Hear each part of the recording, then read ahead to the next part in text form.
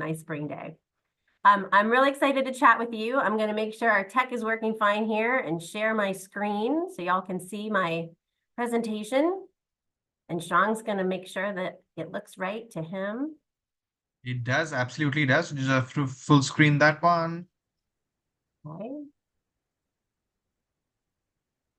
That on slideshow. Okay. Yep, perfect. Perfect. Okay, great. So again, welcome. My name is Kate Heath, and I'm going to talk to you all a little bit about how we see innovation and entrepreneurship here at George Washington. So first thing to note is that I&E here is part of a much broader ecosystem. So my office there in the center is the Office of Innovation and Entrepreneurship, and we sit at the university level under the Vice Provost for Research. But we have a lot of partners around the university who help us further our goals and help students acquire the skills that are necessary in the I&E world. So you'll see CFE there on the left, the Center for Entrepreneurial Excellence. That is a smaller center that is located in our business school. We have GW Upstart, which is part of our Nashman Center, which is all about social innovation and community building. You have the GWIC, or the GW Innovation Center, which is our maker space on campus. So that's where all our sewing machines and our soldering irons and our 3D printers live. And that's in the engineering school. We have the GW Tech Commercialization Office, or TCO.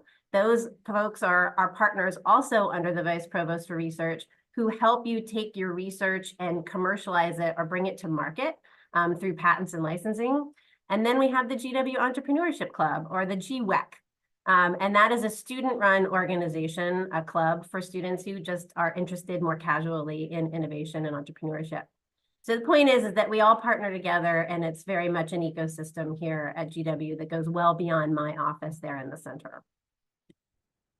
So in terms of leadership, who's running this show? So I'm there in the center. Again, I'm the Director of Student Entrepreneurship. I've been in this role almost 3 years. I started in November 21. I am, as he mentioned, a GW MBA myself. I did the full-time global MBA program from 2008 to 2010. And I loved it. I went to Duke for undergrad down in North Carolina. And now I'm just crazy enough to be pursuing my doctorate here at GW as well. So I'm doing my EDD in Human and Organizational Learning over in GSHED, or our Graduate School of Education and Human Development. As he mentioned, I used to work for a bunch of Fortune 100 companies like Instagram, Walmart, Boeing, and IBM, and I still coach startups outside of GW as well through a tech hub down in Tampa, Florida called Embark Collective. Jim Chung there on the left is my boss, and he runs our office. He's the AVP for research, and he has been here the longest at 14 years. He is a Stanford guy with 20 years of experience in investing, VC, advising, coaching, and he's been in higher ed for about 15 or 16 years. So he's a great wealth of information and a constant presence for us here. And then Bob Smith on the right there is my co-director. So Bob runs our National Science Foundation I-Corps program. He runs our team development program, our mentoring programs, and our international programs, where GW works with international universities and governments. So Bob's been here about 4 years. He is also a GW MBA, so you're in good company. He went to USC for undergrad, and he is a retired naval officer as well. As being an entrepreneur and an investor, he's had multiple exits. So he's just a wealth of information, and he loves mentoring students, and the students love him back. So we have a really great team with a really diverse background. So hopefully you'll get to meet or talk to all of us at some point in time. So our mission as an office, it's really important to note that we are here to augment what goes on in the classroom. We're not here to replace what goes on in the classroom. All the programs I'm going to talk to you about are actually co-curricular. They do not count for academic credit. Now, that said, we do partner with faculty and staff to integrate some of our programs into classes. So for example, there are some entrepreneurship classes in the business school, in the medical school, in the School of Public Health that actually require you to do the new venture competition for class. And so you would get credit in those cases. But most everything we offer is outside of your academic credit and considered co-curricular. Our real goal is to provide programming that is very inclusive. We understand that students have a range of interests, and we have students who are just getting started in the world of I&E and trying to figure out if they even like it or are interested in it, all the way to those students who may come into GW with fully working startups who want to take them to the next level. And then there's everyone in between. And we're going to talk about that on the next slide. But we're about trying to meet all of those students where they're at and making sure that we're very inclusive and showing how I&E programming is relevant to you no matter what you want to be or do when you grow up. So we have a commitment to all 10 schools. So the business school, the engineering school, the law school, med school, nursing school, you name it, we have a responsibility to make sure that those students feel like they have a place in our programs and that they're welcome there. And so it's a real point of pride for us that we have engagement and involvement from all 10 schools. We're always going to stay committed to that. So really, when it comes down to it, it's more about an I&E skill set than it is about starting a company and being a venture unicorn. All those that's always nice. But we're really interested in helping students acquire that mindset and that skill set. And so we think about it in 4 different pillars: think differently, create value, solve problems, and affect change. So certainly you can see how those things would be applicable in every industry, in every kind of job, and every academic discipline as well. So as I said, we really try to make sure that we're meeting the needs of all of our students in all of our different constituencies. So you have a marketing person, I do things and I think in personas. And so from left to right, you'll see different kinds of students that we serve here. So you've got on the far left, what we call our enthusiasts. So these are the students who might just be trying out I&E for the first time. We're just getting to know what that space is about. And then all the way over to the full-blown entrepreneurs who are actively growing a venture. And then, like I said, everybody in between. So you may sort of graduate through this program in terms of your interest. You may start on the left, you may start in the middle, you may start on the far right. There is no formula. There is no checkbox for success. It's okay if you just try it out in the far left and decide, that's not really for me. I had a fun time, but that's okay. No problem. We just want everybody who interacts with our programs to learn something and have fun doing it. The green arrow there, these folks are near and dear to my heart because I probably relate to them the best. So our entrepreneurs are those students who know that they don't want to start their own business, but they're really excited about innovation and entrepreneurship. They like being innovative and entrepreneurial, and they want to do that in more traditional environments. So maybe you have your heart set on being a doctor and you're going to be in a hospital setting, or you want to be a lawyer in a firm, or you want to be an investment banker in a bank. That's great, but you're still going to need to be innovative and entrepreneurial in those settings. And so we try to think about programming that meets the needs of those students as well. And how can we create GW graduates who people actually want to recruit and retain because they come with these awesome skill sets. In the key skills role, you'll see 6 skills that we've identified as really core to I&E. So I would say 99% of our programming ties to at least one of these 6. So design thinking and prototyping, market assessment, financial eval, test and learn, customer discovery, and storytelling. So everything we do calls back to at least one of those, probably more than one of those. And that's reflected in all of our programming. And then on the bottom, I've included some of our sample programmings just to help students understand where they might fit. Because one of the most common questions we get is, where do I start? Like based on what I want to do, or, hey, my idea is really, really early stage. I'm just back of the envelope. I'm just starting to figure it out. Is this right for me? Am I too early? Am I too late? Am I this? Am I that? So we've actually tried to bucket these activities and help students figure out like, where can I start? Where can I go to figure out if I have traction? If this is something I really want to do, how can I find friends to do it with? How can I find co-founders? How can I learn the skills to take it to the next level? So probably I would say we have many programs, but there are 2 that I would consider sort of our flagship programs that we're known for. One is our mentorship program. So we have 8 mentors in residence who are on staff, full-time paid, who are available to students every day of the week. You can come and talk to our MIRs about an idea that you have that's at any stage. So if you are super early days and you just want somebody smart from a certain industry to throw things against the wall with you and see what sticks, you can make an appointment. Or you might be 3-4 years into your idea and you are working with somebody because they have a real expertise. Great. There's opportunities across the spectrum to learn from and meet and spend time with our MIRs. If you do hit that QR code, it will take you to our webpage where we have all of our mentors so you can see who they are and get to know them. Besides just those 8 or so MIRs, we also have a much wider, deeper bench of other subject matter experts that we pull in on an ad hoc basis. So for example, if you had a medical device startup and you needed to talk to somebody who had been there, done that, maybe they're a physician, or maybe they've already been in medical device sales, we can easily go into our bank of expertise and pull someone forward to help you. And we have varying levels of formality about that. We have very casual meetings, and then we go all the way up to what we call our industry advisory panels. So if you were pretty far along with your startup and you wanted to actually pitch it to a panel of industry experts and mentors, you would have the opportunity to do that as well. Okay, so our next slide here, we're gonna test our technology skills here. I'm gonna break it up so you don't have to listen to my voice for a full 30 minutes. And I'm gonna pop on a little 3-minute video about our new venture competition before I give you a little more detail on that. So let's see, Shah, if I can get this to work properly.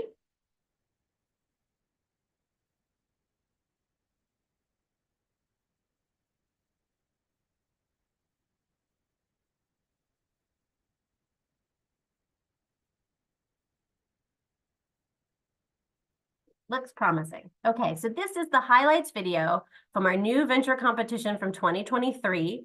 So new venture competition, or better known as NVC, is our second flagship program that is annual every spring semester. We're right in the middle of it right now. So I thought this would be a great way for you to hear from some of the students, and they always tell the story better than I do. So hopefully you enjoy.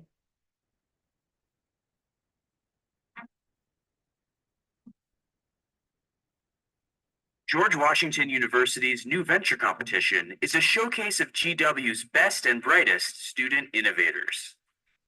With the help of attentive mentorship and feedback from experienced entrepreneurs, teams pitch their ideas, receive feedback, and spend the better part of a year developing their businesses into fundable ventures.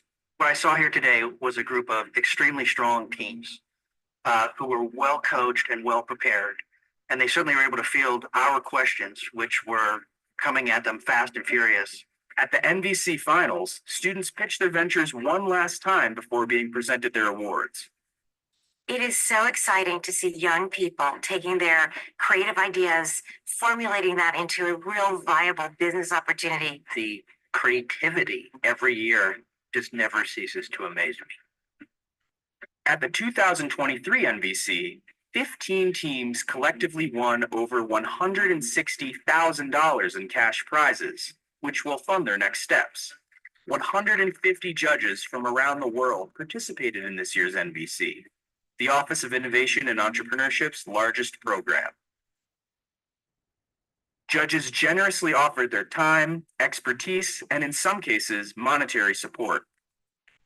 Students get to forge lifelong connections with these industry experts.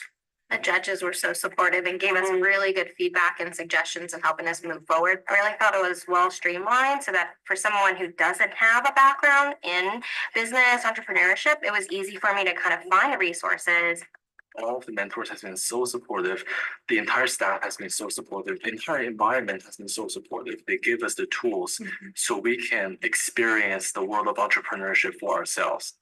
Any GW student with an idea and ventures at any stage of development are encouraged to participate. I think it really helped transition from the idea towards something more tangible. It enabled me to know that I have nothing to lose. I don't know what's going to happen if I don't try. These skills aren't just for entrepreneurs. I think that the concept of students having the opportunity and the responsibility to develop a plan, to pitch, to speak publicly, to be able to respond to difficult questions and to think through things that maybe they wouldn't have otherwise thought through. I think these are great life skills that are very practical. The new venture competition really touches upon that key entrepreneurial spirit. They can definitely learn a lot about how to present in a clear and confident way. Whether they're studying engineering, arts, business, law, medicine, or anything else, the NVC can be a formative experience that brings students critical tools to power their success. I would recommend any young professional participate in NVC, get real life experience, and understand how it is to build a business. It takes a lot of courage for someone to even want to think about how to create a company, how to think about a problem in a new way. I'm really proud of all of the young people who stood out and, took this leap of faith to try and build an idea to solve a problem.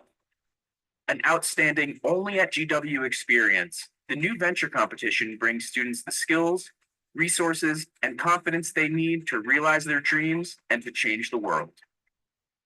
We're really excited for the future. We have a lot of work ahead of us, but we know that it will be a great adventure, so we look forward to it. It definitely reminded me why I chose GW.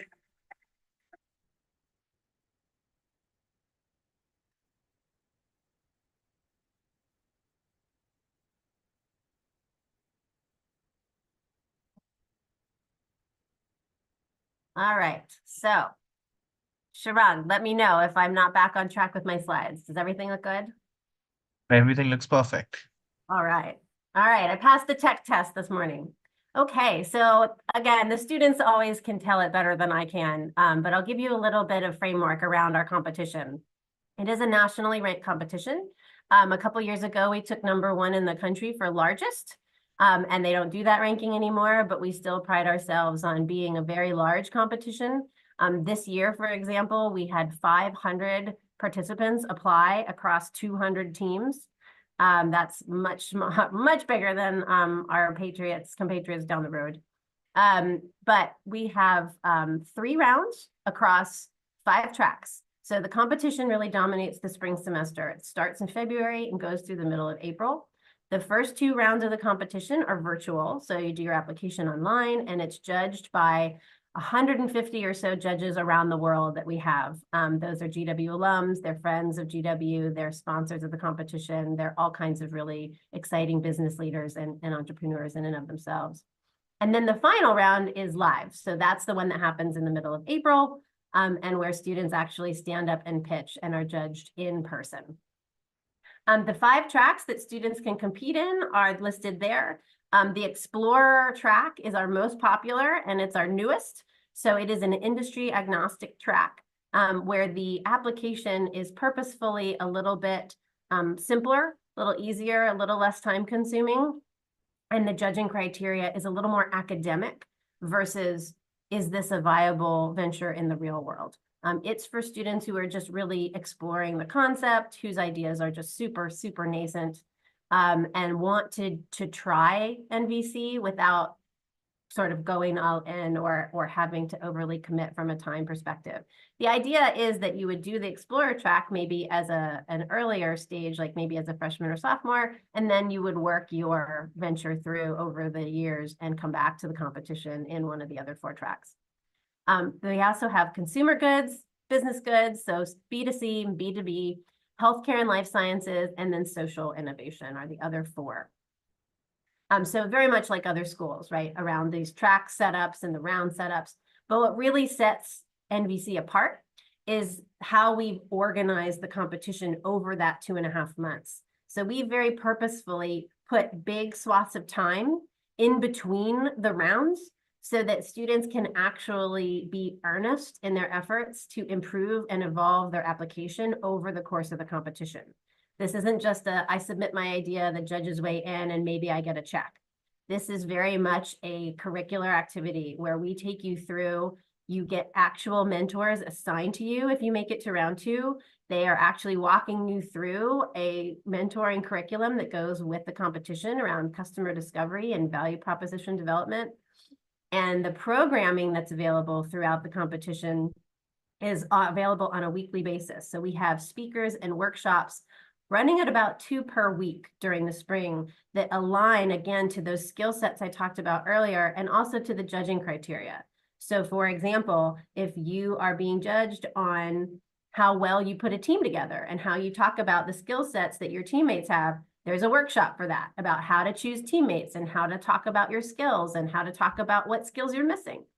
There's workshops on how to do a great pitch. and how to do the best customer discovery you can, and how to market your venture, how to develop a really compelling value proposition.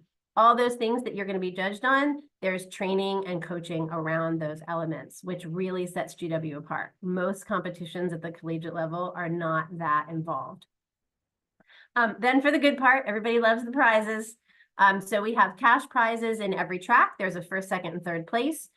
First place is $10,000 and they go down from there.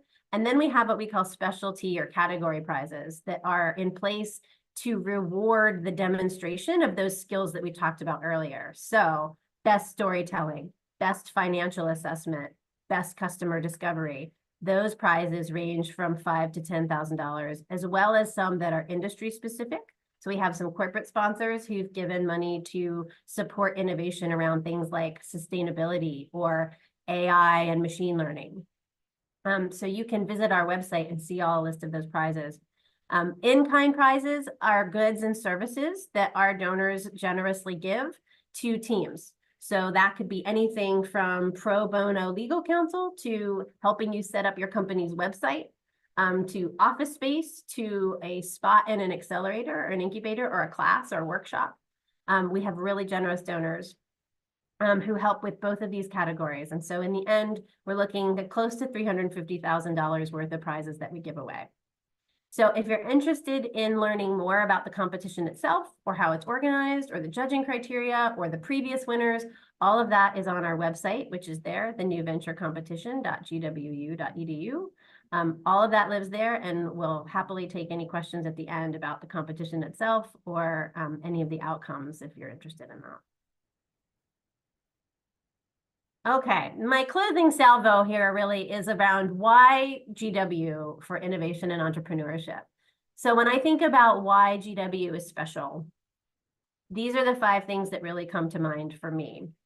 On the right here, you'll see a little cutout of a slide that we use with some of our VIPs and our donors around our statistics.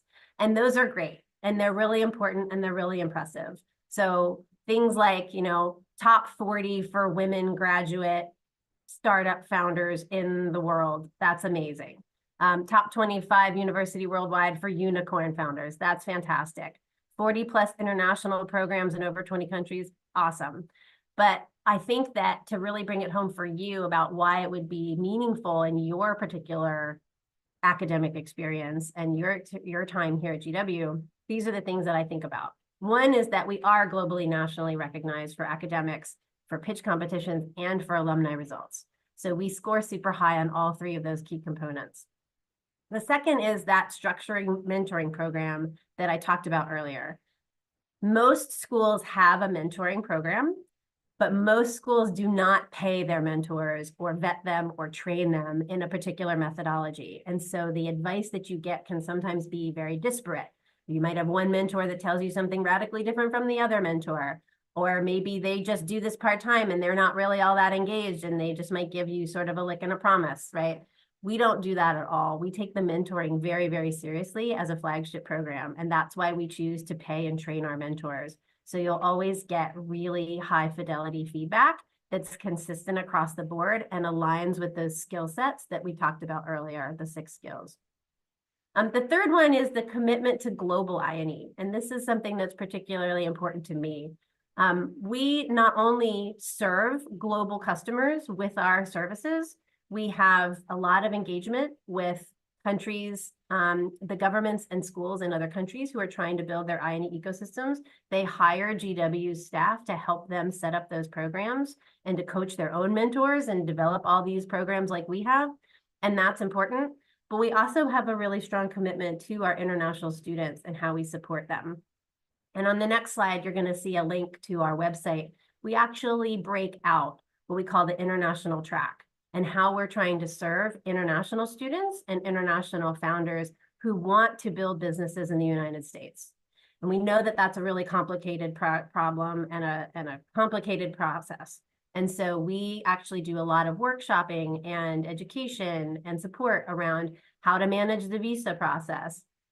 And what happens to an international student who wins NVC and wins cash and then wants to start their business and their visa gets in the way? Like, how do we work all that through?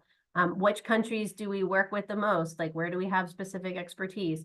All of that is on our website. But I think it really sets us apart in terms of trying to support all of GW's constituencies to the greatest degree that we can. So we'll talk about that more on the next slide. Full life cycle support from ideation to exit, and being able to access things as an alum. So like I said, we are really, really trying hard to help students at all levels of interest and all levels of engagement. Some schools really focus on their alum community, or some really focus on more small business versus high-tech startup and whatnot. And I'm really proud of the fact that we try to keep our aperture as wide as possible and help as many students as we can. And so we work with students across the entire life cycle, or what we call the innovator's journey. And we make all of our resources available to our alums. So even after you graduate, you can still access your mentor, you can still come to our workshops, you can still come to our events. And that's, I think, really important to us as we seek to build community and create opportunities for folks to stay engaged with the GW world. And then last but not least, an inclusive philosophy. I think you guys have heard this from me now a couple of times in the last 20 minutes. You know, I&E is really for anybody who wants to be a problem solver, who wants to be a change agent, and who wants to learn how to think creatively or think differently and add value. And so we are really, really passionate about making sure that everybody has a place in this program, no matter what your interest is. So if you want to open a small Main Street food business, or you want to build the next major tech startup in AI, there's a place for you, there's an expert for you, there's a mentor for you. And we welcome all of those kinds of ideas and all those kinds of interest areas. So last but not least, how can you learn more? So as I mentioned, OIE does have an international track. And so that's on our innovation.gwu site, which is different from our new venture competition site. So this is the site for my office and everything we offer. So if you go to the .edu/international-track, you can find out a little bit more about what we're doing in the international space and for our international students. I encourage you to sign up for our newsletter on that same website. It's the best place to find out what we're up to if you just kind of want to see what our programming is about and the kind of workshops we offer and the kind of speakers we bring in and the job and internship opportunities and things that we post. That comes out every Tuesday afternoon, so we don't overspam you.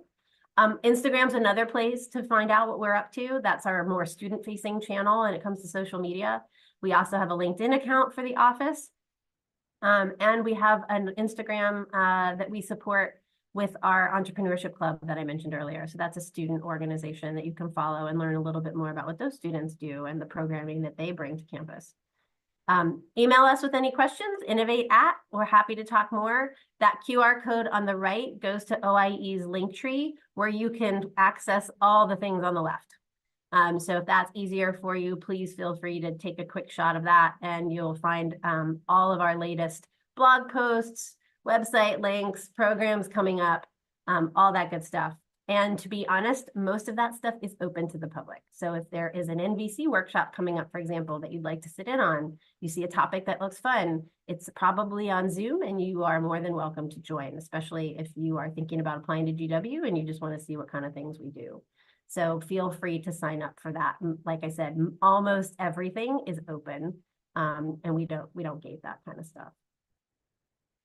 All right, Strong, I think that's it for me. I'm going to turn it over to Katie.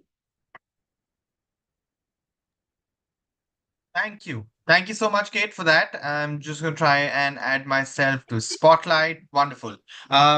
That was very helpful. We learned a lot about some of the resources and some of the competitions, etc., that GW does for budding entrepreneurs, that want to complete their undergrad or their graduate and they want to get into entrepreneurship. But before you get into entrepreneurship after GW, you need to get into GW. And the only way to get into GW is, some information that we've got Katie, who's going to talk to us a little bit about the admission process, why you should consider studying in the US and studying predominantly at the George Washington School of Business. And over to you, Katie. Less of me, more of you. Great, thank you. So I will also share my screen here. Can we see that okay? Yes, we can. It's on a wider screen. Awesome. Great. Yeah, so my name is Katy Casta. I am Associate Director of Recruitment and Admissions here at GWSB. I work primarily with our full-time MBA programs, but we have kind of a wide range of programs to suit not every interest, but almost every interest. And so we'll kind of chat about all of those and keep this pretty broad for our overview today. So this gives you a sense of actually where we are located within DC. So this is really GW's campus in relation to a lot of maybe recognizable DC landmarks. So we really are, we say, like kind of at the center of it all in terms of where we're located. We are just a few blocks away from the IMF, the World Bank, the White House, the National Mall, the State Department, the Kennedy Center. So really, really centrally located here in downtown DC, really easy to get to from a lot of parts of other parts of DC, as well as Virginia and Maryland. So really easy, again, for students to get to internships and things like that as well. We do have a virtual tour that you can take online to give you a better sense of kind of our campus and where we are located. Just a few kind of recent rankings. First, I will say that for our global MBA program, the most exciting one that just came out a few weeks ago is that we are actually now ranked #1 worldwide for a full-time MBA program for percentage of women enrolled. So that's something that we're really excited about. It's very difficult for a lot of programs to even achieve parity. And so we've gone kind of even above and beyond on that. We are also #1 in the US for international business. Our international business department is fantastic and ranked #1 in the US and #2 worldwide. We are also #2 in the US for finance. So some really kind of exciting rankings there from the Financial Times, a few other ones you can see from US News as well as Bloomberg and The Economist. The other one of the big ones for us is our diversity rankings. We regularly rank within the kind of the top 3 in the country for diversity rankings in our full-time MBA program. So just some exciting things there. So these are all of the programs that we offer for graduate students here within GWSB. We have 2 full-time MBA formats, our global MBA and our accelerated MBA. And then we have a number of different specialized master's degrees. So those are, if you're looking to kind of specialize in a particular area instead of getting sort of that more broad-based MBA. These are also great more for like early career professionals, as the MBA often sort of requires a few years of work experience. And so for people who are coming, straight from undergrad or maybe just 1 year of experience or something like that, a lot of times these specialized master's programs are a really great option for you and give you the ability to specialize in a very particular area. You'll note that a lot of these have a little asterisk next to them. That means that you can do a STEM designation within those programs. So if that is something that is important to you in terms of pursuing your graduate degree here in the US to get that STEM designation, a lot of these programs offer that as an option. We also have a number of different graduate certificates. Some of those can be done online. So if you're not looking to kind of fully come to the US and commit to kind of a full-time master's program, you're looking to just kind of gain certain skills, you might be interested in one of our online certificates. You can also as well do a certificate in tandem with a lot of these programs. So certainly with our MBA programs, the certificates give you options to kind of specialize further. And you can do that with a number of our master's programs as well. They give you the opportunity to do one of those certificates and really kind of do a deep dive in that space. So again, just a few highlights. GW is a very sort of nationally and internationally recognized university. So we have fabulous world-class faculty, a really great sort of innovative curriculum that we are very focused on a number of things. One is definitely sort of an international and global perspective that's really worked into all of our courses. We have a recently kind of revamped curriculum for a lot of our programs that has more of a tech and analytics focus, because that is very much what employers are looking for. And then we also have a number of experiential learning opportunities, and experiential learning is a big part of kind of the overall curriculum. So that's not just in the classroom. We do have a dedicated career center just for GWSB, our Fowler Career Center. We'll touch on that in a minute. We have a number of, industry clubs, events, organizations that we worked with. Kate obviously just talked about the Office for Innovation and Entrepreneurship and mentioned CFE, which is located here in the business school, but a number of other kind of organizations and clubs that we work with around campus. And then a really involved alumni network. I already mentioned kind of the ability to sort of specialize and customize in a particular area through our graduate certificates. We have over 200 different electives to choose from just within GWSB. A lot of programs allow you to actually take up to 6 credits outside of GWSB. So if you're wanting to take credit at another GW grad school, maybe the law school or School for Public Policy or something like that, you can do that if that sort of fits your interest and your program allows that. We do have a number of joint and dual degrees. So those are degrees that essentially combine our MBA program with specialized masters, as well as some other programs like the JD or some of our Elliott School programs. We have a really, really fantastic Office for Experiential Learning. They do a number of sort of global and domestic study away programs, as well as short-term and long-term exchange programs too. So some really great things that you can kind of take advantage of here at GWSB. So I mentioned that we do have our own career center here, our Fowler Career Center. They can work with you really from the time that you come in as a student through all the way through being alumni. And they will kind of work with you similar to kind of Kate talked about that sort of ideate to entrepreneur life cycle. Our career center works with you in similar ways, right? They can really start off just kind of getting to know more about you, your background, really starting on the basics in terms of getting, cover letter and resume and all of those things looking perfect, really help you kind of dig into your interest in terms of industry and job function and the things that you really care about, all the way to helping you get, internships and things like that, and then really focusing on that full-time job post-graduation. So there's so much that they can kind of do for students in terms of one-on-one coaching. They put on workshops. They're the ones who handle kind of on-campus recruiting and on-campus employer information sessions, things like that. A number of sort of professional development, hands-on practical learning things that they do throughout the year, as well as kind of that alumni piece. So really taking advantage of that alumni network that we have here and making sure our students are kind of, being able to utilize that as much as they can. And this is a small sample of student landings. Again, just within the MBA program, I always say there's so many different things that students can do. And then when you add in all of those specialized masters as well, we have students kind of going all over because they have these sort of vastly different interests. But this just gives you a sense of some of the places where our students have landed in the past. All right, so taking a quick look at the application requirements themselves.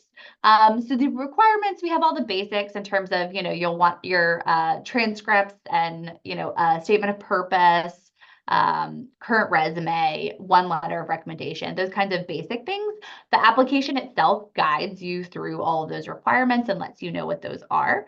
Here, I'm just going to touch on kind of the 2 additional requirements that international students really need to kind of focus on that aren't part of the regular application itself. One is our English language proficiency exam and submitting scores from that. So students, depends on where you're coming from. Some students are exempted, but a lot of students will still be required to take these English language proficiency exams. We accept the TOEFL, the IELTS, the Duolingo, or PTE, actually. That's not as popular, but any of those 3 are really 4 exams we do take. There are some exemptions if you're from certain countries. If you're unsure if your country falls within those exemptions, you can always kind of ask, and I'm happy to share that. And the other thing that we require is a transcript evaluation. So if you attended your university outside of the United States, we will require that transcript to go through a full course-by-course evaluation. That can be done either by an external evaluator, any of the NACES accredited organizations works. WES is kind of the most popular, but there are a number, ECE, SpanTran. So you can do that. We can also do an internal evaluation for you. So just something to keep in mind, we just sort of started that this year, but it does take a little bit longer. So right now, the wait time on an internal evaluation is about 12 to 16 weeks.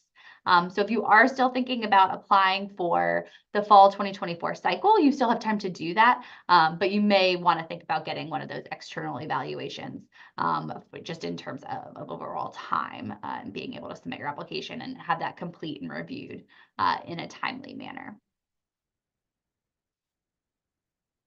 All right, and funding, everyone's favorite topic. So tuition really ranges depending on the program that you're interested in, just because each program has like a different number of credits and things like that. So for a lot of our specialized master's programs, it typically is in this $56,000 to about $68,000 US dollar range for the totality of the program. All of our specialized master's programs are based on a per credit basis. So again, it depends on how many credits the program that you're looking at is. For our MBA program, this is the cost for our global MBA program. It's about $125,000 over the course of 2 years. So that's the entirety cost of the program. We do also have our accelerated MBA program, which can support your F1 visa. That's a little bit less. It's two fewer courses. That's right at around $113,000 for this year. And those are kind of estimated cost in terms of what overall tuition will be, not including housing and things like that. We do have scholarships available. All of our funding is through merit-based tuition scholarships. You're automatically reviewed for all of our funding when you submit your applications. There's nothing separate that you need to do. You don't need to submit any supplemental materials. We will automatically review you for everything. And if you do receive an award, that will be right in your initial decision letter.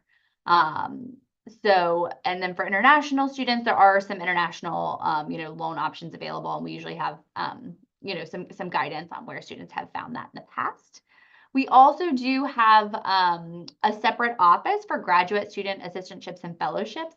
They have a number of kind of like national and international fellowships that students can apply for, as well as some external scholarships and things like that.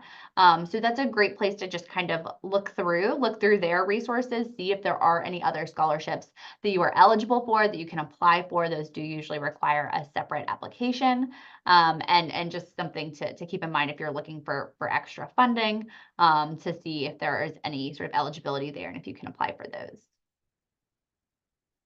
And just, a note that despite the name for that, GWSB does not offer sort of assistantships as part of our funding package, although there are some, spots on campus once you get here that you can apply for in other departments in terms of assistantships. And so lastly, ways to connect with us. So, obviously you're here, which is great. And we're so excited to be able to kind of talk with you, with Seed. Some other things, if you're interested in learning more that you can do, we do have online program specific webinars. So if you are interested in one of those specific specialized master's or MBA programs, we will do those specifically for that program, so you can learn more in depth in terms of the curriculum and things that we do for those programs. Those are usually 30 minutes to an hour, and we offer those for each program about twice a month. And we try to change up the time to make it, helpful. We do, for us, 9 a.m. ones, which is often really useful for international students in terms of being able to take advantage of that. So definitely check out one of those. We also do virtual open houses. Our next one coming up is not this weekend, but next weekend. So Saturday, March 23rd, from about 9 a.m. to 11:30 a.m. Eastern time. Those are really great. They have a lot of programming that we offer. So we also will do kind of a program specific session in those, but we will do a mock class, a student panel. You will hear from our Fowler Career Center. You often hear from our Global and Experiential Learning Office. So a really great kind of way to get a lot of in-depth information, not only about your program of interest, but about GWSB as a whole. So that's a really great opportunity to do that. And, I can always, put that link in the chat as well. But yeah, that's a way to kind of connect with us. And this is our sort of general contact information. So if you do have any questions after this, you can always reach out to us this way. But yeah, I know there's a quick, short kind of introduction, but hopefully that gave you an idea of kind of our programs and sort of the application process. Wonderful. Thank you so much, Katie, for that wonderful presentation. We hear, and we learn a little more about the George Washington School of Business that offers such wonderful programs. This is a quick reminder for everyone that have any questions for both the panelists here today to quickly use the Q&A tab and to ask those questions. I'm also posting another link in the chat box, which is the exclusive scholarships offered by Seed Global Education along with the George Washington School of Business. I'm going to take some time to quickly share my screen this time and to quickly showcase to you this particular opportunity. This is exclusive scholarships offered by the George Washington School of Business for Seed. All you got to do is I have sent the link to this particular link in the chat. I've shared the link to this particular landing page rather in the chat. You have we are GW is offering scholarships up to $235,000. All you got to do is fill this particular form. It'll also need you to upload a resume and a scholarship essay, and then along with GW, we will let you know you can get scholarships up to 100% of the tuition fee. Yes, that's right, 100% of the tuition fee. So there are ample scholarship opportunities that are on the George Washington School of Business. So we'd recommend that you reach out immediately because the upcoming or the final round deadline is 15th March, which happens to be tomorrow. But if you write us an email, we're happy to extend it by a couple of days, not much more, just a couple of days, which is why we planned this session as early as possible so that we can try and get to the 15th of March. So this is a soft deadline. By the weekend, we would recommend that you have your application submitted if you would like to be in there. But without further ado, I'd like to now look at some of the chats and look at some of the interesting questions that have been coming up. I'm going to add Kate to spotlight as well. So firstly, Kate and Katie, thank you so much for taking our time for making these presentations. It's been super insightful. We have 300 of the audience members still here and a lot of them asking questions. I'm going to get some of the quick questions out of the way. This also acts as a reminder for the rest of the 290 of you that are here. If you have any questions, use the Q&A tab and we'll try and answer all the relevant ones. A couple of questions for you, Katie, are around English language test scores. Right?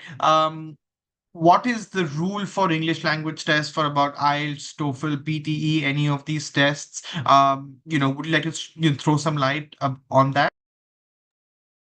Yeah, so we do have some minimums for IELTS, Duolingo, PTE, and TOEFL. Generally, there's kind of a minimum score to be admitted. Those are a little different for each program, but typically we're looking for kind of at least, like a 90 on the TOEFL, at least a 110 on Duolingo, at least a 6.0 on the IELTS. And then there's a minimum score to waive out of what we call EAP, or English for Academic Purposes. So if you score a 100 on the TOEFL, a 7.0 on the IELTS, or a 125 or higher on Duolingo, those will all sort of waive you out of our courses. Like I said, there are some exemptions. If you are in a country where the sort of sole official language is English, and your obviously bachelor's degree was in English, then you can waive out of that. So one thing I will say is I know we have probably a lot of Indian students on here. As an Indian student, you do not, that exemption does not apply. So most of Indian students, if you did your undergraduate there, will still need to take one of those exams. Yep.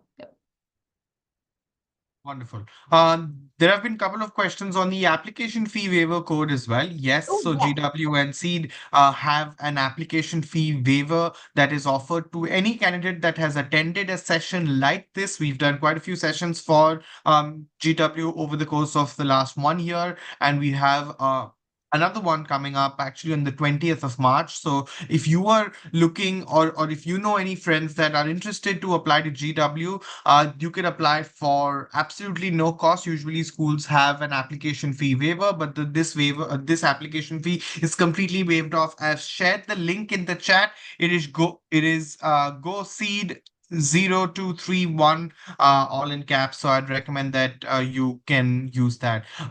Another question to you, Katie. Could you throw some light on GMAT or GRE requirements? Yeah. That along with, can you also combine your answer as to how scholarships can depend upon some of the GMAT or GRE scores? So if you'd like to take that one. Sure. Yeah. So for all of our programs, the GMAT or GRE is not required. So you are not required to submit the GMAT or GRE as part of your application for any program that you apply to. That being said, for the global MBA in particular, it is highly recommended.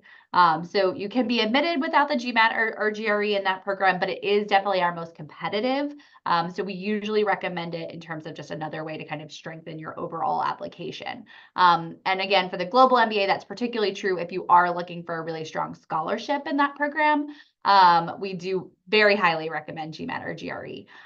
For the other programs, it's not as highly recommended. So if you've already taken it and you want to submit those scores, that's great. It definitely can strengthen your application, but it's not quite as sort of highly recommended as for that global MBA. It is very much an option.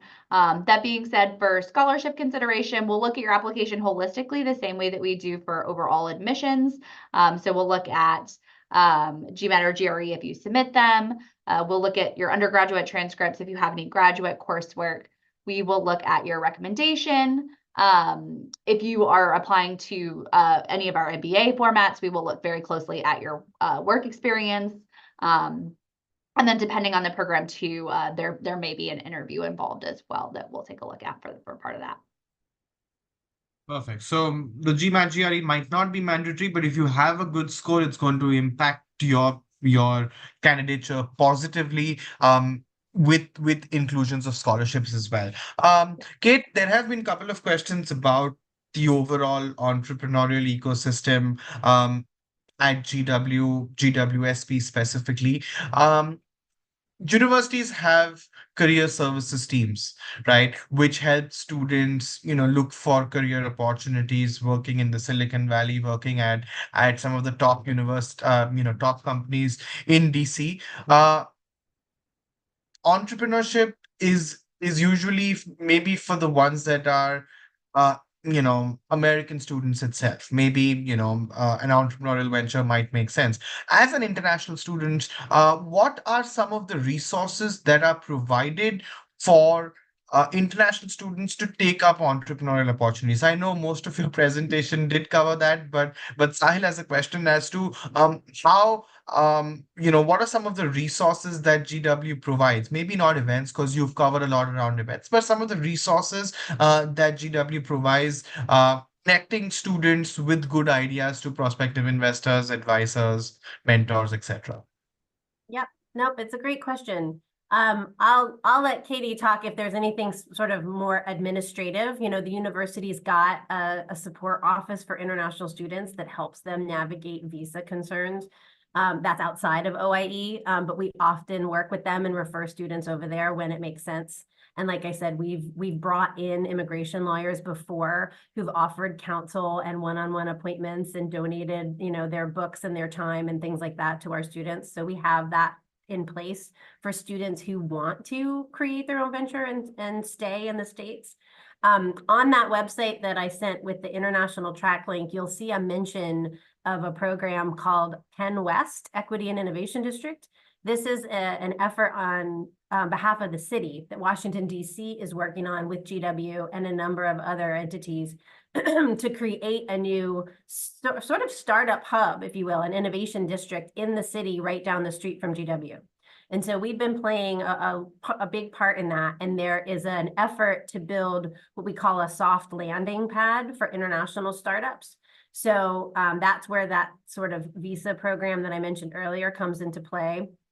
There are opportunities if you wanted to stay and be a part of Penn West. There'll be opportunities if you're interested in doing like a micro internship or things like that with an international startup and getting more experience. That's going to be available in Penn West structure as well.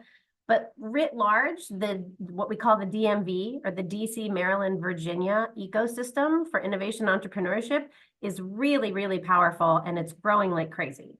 And so there are a number of organizations just even around GW in our periphery of investors and advisors and coaches, VC firms, et cetera, that are all playing a major role and that all love to work with our students. And we have that symbiotic relationship with a lot of them. Our own programs tend to act as what you might call an incubator or an accelerator. There are external ones that we have on occasion referred our students or our alums to, that ones that we know and trust, because a lot of incubators and accelerators are not worth the paper they're printed on, to be quite honest. And so we have a few that we vetted and that we really like, and that students have gone through and had a really positive experience with, both in the tech space and in the social innovation space in particular. So there is a lot of opportunity sort of around that for that. We even have partnerships with some that are in Silicon Valley. We've sent students out there to Northern California to do time with groups like Draper that are globally known. So we have all those relationships in place for students who want to take advantage of them. Wonderful. So that has covered most of the couple of questions that were available, that were with regards to entrepreneurial ventures at GW. Just another question here from SK about international students, raise capital from investors. I know you've answered that to the most of our knowledge as to how can international students that are on a student visa, how can they raise capital from investors in in the US, specifically with the help of GW. Just on one additional question on that as well.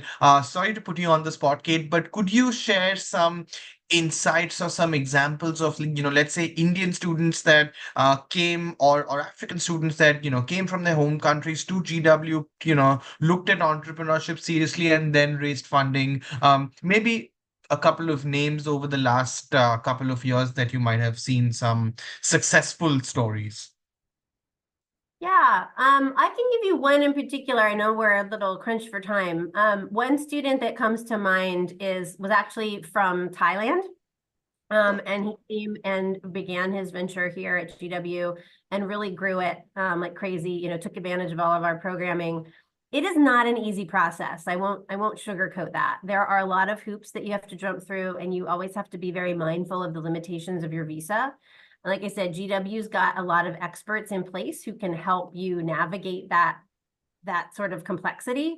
But in this young man's case, we were able to take all of his activities that he did with GW and write him like recommendation letters and letters of support and appear on his behalf when he needed testimonials and things to get his visa going in the right direction, to be able to build his business and incorporate, to get some funding going. Our staff actually was able to do that on his behalf. And so in the instances where you have genuine traction and you have really put in the effort on your end to do the work, we can supplement with those kinds of things that help get you to the next level. And he is now operating out of New York and doing very, very well. I think he's raised over $3 million. Wow. His venture is in the healthcare insurance space. And so, Sharang, if it's helpful, I can send you a little link about him and his story and, and some of the work we did with him. But that's one of my best examples. His name is Kang. Super. Yep. So for the folks, 250 of you that are listening in, if you want to know a little bit about success stories for entrepreneurial, for prospective entrepreneurs and how GW could help and what a life for you could be like, we'll share this in a message or on your registered email address and on your WhatsApp number tomorrow around 3 p.m. India time, or maybe earlier. We still have a couple of questions. I know we had only planned for 1 hour, but since the questions are coming in, if you wouldn't mind, we'll just take a couple of more questions that are here. And there's a question by Mehak for you, Katie, asking about internal transcript evaluations. Does that being offered by GW? What is the process to avail that, if at all? Yeah, so it's a pretty easy process. We will automatically put you on the list for a transcript evaluation if you submit your application and essentially everything else is complete except for that evaluation, you're automatically put on the list for that. So it's really easy. You don't even have to let us know you want it. You just have to submit all of your other documents. And as long as everything else is complete, you'll get put in that queue. The one thing that I say is it's sort of about if you're choosing external versus internal, it's really a matter of cost versus time, right? The external evaluation is going to cost money, and ours is free, but it takes a lot longer. So usually you can get one of those external evals in maybe 4 up to 6 weeks. Ours is really a 12 to 16 week process. So it's a lot longer. So we usually recommend applying early if you are looking for that internal eval. Super. That's well answered. Just for you, Katie, how much work experience requirement for the global MBA and what is the average work experience of the class? Yeah, so generally we recommend at least 2 years of kind of full-time postgraduate work experience for the MBA program. It's not a hard requirement. We can admit students without it. Sometimes we do, but rarely. Typically the average is about 5 years for that program. And the range typically is about 2 years to about 10 years for the global MBA program. And a lot of times the students are on the higher end of experience. We often recommend our accelerated MBA program. It's not an executive program, but it has a little bit like an executive format. And it does have that kind of higher level of work experience. The average is more like 9 to 10 years in that program. So. Wonderful. Super. Thank you for that as well. There was some questions coming about deadlines and application, fees. I would recommend that log on to the GWU website. You'll get all the information there. They're quite, it's extremely resourceful and easy UI UX for folks like you and me to go through. Kate, my one last question for us to wrap up this session is, not really around entrepreneurship or this session, but is more of GW and your experience at GW. I know, you've been a student here as well. You've been in the ecosystem for the last 2.5, 3 years right now at GW. What is your advice to international students? You might have a lot of friends who were international students when they were doing the course. Plus, you might be interacting with a lot of wonderful talents, currently at GW. What is your advice to prospective students if they have entrepreneurship or even not entrepreneurship, if they have studying in the US as one of their priorities? What would you recommend to them? Oh gosh, that's such a good question. I think Katie, I'm going to speak for Katie too here and make this a joint answer because it's going to impact her as well. But I think if you have those aspirations and you have those ideas, share them with us. Tell us what you're dreaming about in your application. Reach out and ask. I've had a number of students actually from overseas reach out to our office specifically and say, hey, I have applied or I got in, but I'm still making my decision, or I'm thinking about applying and I have aspirations around innovation and entrepreneurship. Can you tell me a little bit more? Could we meet? Could we do a Zoom? And talk a little bit more about the programs that you offer and the resources you have. And we're always happy to do that. If I'm not available, someone on my team can do it too. But we want to hear from you as part of your application, like what makes you special and what are you dreaming about creating, and all the better if you see yourself as a change agent. I can say as a GW MBA alum myself, and now as a doctoral student and as a faculty or staff member, I've confused the heck out of IT, let me tell you, over the last 15 years. I've got all the monikers. But it's really about, I think GW is a place where change agents thrive. If I had to describe our students in a couple of phrases, I would say that they are problem seekers as well as being problem solvers. They wrestle with big issues. They're interested in the complexities of things. They are globally minded, right? They're global citizens at their core, and they want to affect change. And that's what I think drives all great entrepreneurs, right? They see something that they can fix and do better, do bigger, and that's what they drive their interest and their innovation into. And so if you have those aspirations, when you're applying to Katie's programs, tell her about it. Tell me about it. Come talk to us and talk to us about how we could help you flesh it out. And this is a big decision. Choosing where to go to graduate school is a really big choice. And, you know, we're all biased. We love GW and we've had really wonderful experiences here, but it has to be right for you. It's a major investment and you're moving across the planet, and you need to feel good about the school and the culture and the kinds of folks that are here, programs that you're going to get for that money and get for that effort. And the DC is the kind of city you want to be a part of. So talk to as many people as you can about what life is like here and what the culture is like here and what students care about here. And then sit back and say, does that really align with my values and what I want to do in the world and who I want to be and what I want to get done? And then make the choice. Yep. Perfect. I think that's very well summarized to do a little bit of pros and cons analysis. It is a big investment, but you've heard from two of the very best at GW. One that was who's been in the system for, you know, a really long time as a student some years ago. Get yourself off there. A long time. Sometimes from the heart, you know, first as a student, then as an administrator, now talking to prospective students. So there is a large wealth of experience, not number of years, but just in terms of experience. You know, Kate is a wonderful person that could mentor you in the near future as well. Katie as well can give you all the information about how you could be, you know, sitting in Washington, D.C., right next to the White House, you know, a couple of blocks away from the White House and from these wonderful locations in Washington, D.C., right at the helm of affairs there in the US. But that's for later.